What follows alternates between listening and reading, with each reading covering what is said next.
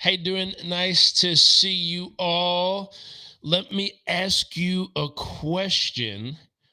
Have you ever tried to sit down and focus, but felt like your brain was in a blender? Emails, pings, a mess around you. Let me get this other channel live real quick. There we go. Your to do list is screaming louder than your thoughts, and you want to focus, but they keep pulling you in 10 different directions at once. I'll give you a clue: you're not broken, you're just navigating chaos without the tools to stay grounded. And the science shows chaos radically impacts your ability to focus. And so, if you look around the world today, it seems to be more chaos than ever before, at least what it feels like because of social media.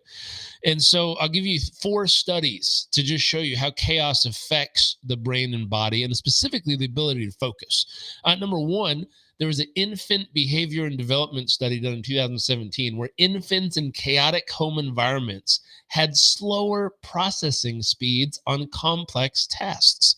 Even at 5 months old, their brains struggled to focus when the environment was disordered. Number two, a BMC public health study done in 2020 across 134 studies. Chaos in the home was consistently linked to reduced attention, poor emotional regulation, and higher anxiety and reactivity. Study number three, Scientific Reports 2024, chaos directly affected emotional regulation in preschoolers, reducing their ability to focus and adjust socially. And study number four from Psychological Science 2011, a twin study showed a feedback loop. More chaos equals more inaction, equals more behavioral destruction, equals more chaos. So many of you might be thinking, okay, but these studies are on kids. What does that have to do with me?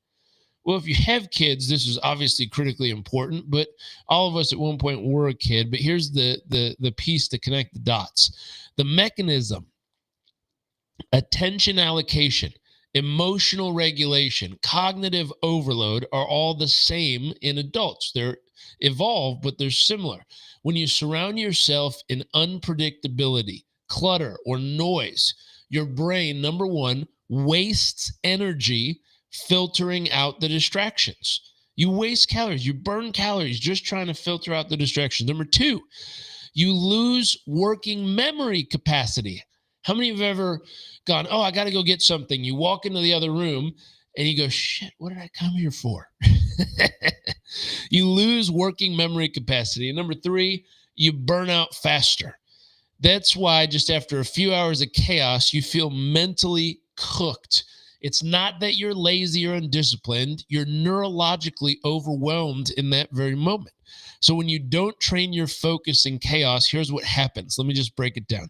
Number one, you lose up to 40% of your productivity to context switching tasks from thing to thing. You lose up to 40% of your productivity. Number two, your stress hormones spike. Number three, you default to reactive thinking, not strategic action. And number four, you drift from long-term goals in the name of urgency to whatever's pulling your attention right now. I'll give you a way to think about this, a metaphor. Trying to pour concrete in a windstorm doesn't work. The foundation never sets. And so that's what happens when you're trying to build your dreams without learning how to stabilize your focus. Let me introduce you a simple tool I teach with clients across industries that can help you really dial it in. So if you want to think, there's going to be 3 R's. If you have a pen and paper, just write down R number 1. The first R we do is you want to recognize. Use this phrase: name it to tame it.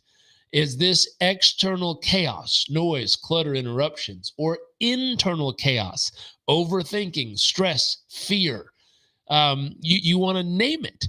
Hey, I'm just rehearsing some negative scenarios in my head. I think I'm just a little stressed out over this. Or, you know what? I'm just in a really loud environment right now. My environment feels really loud. By naming it, you can tame it. you want to use a mental cue, something as simple as this is chaos, not failure. Identify the fact that you're in chaos and your body will actually start to relax because it now is, you named it, you can start to relax into it. Number two, second R.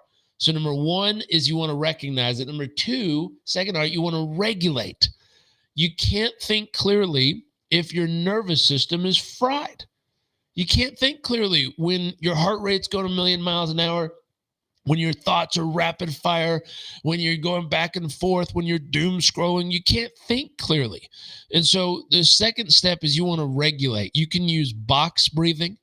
You can use quick movement like 60 seconds of squats or just shaking out your body. You can go get a drink of water. You can reset your posture. You can go bounce on a rebounder. You could take a breath walk meditation outside. All these things can calm the mind so that it can start to focus again.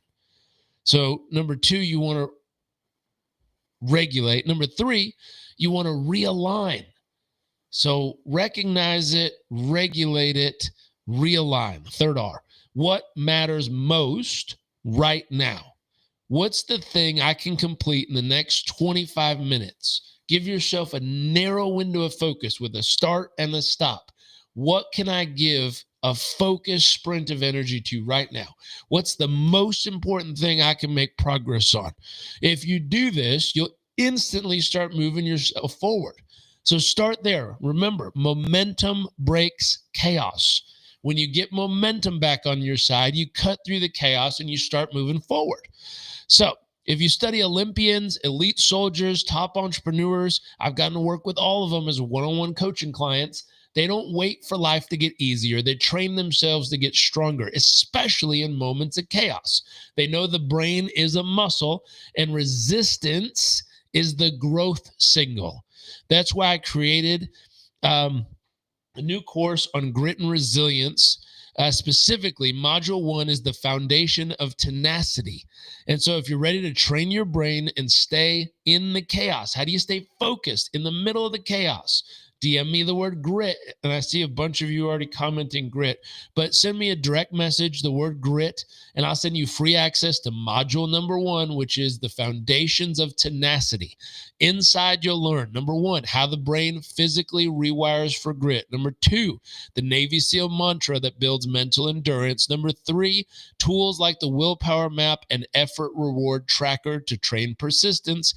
And number 4, a 5-day protocol to begin your grit training immediately. The grind is the growth in this case. The resistance is the rewiring. Your brain is ready. Let's train it. Send me a direct message. Ricky, I see the word grit, and a few others of you as well. Send me a direct message with the word grit, and I'll send it to you right away.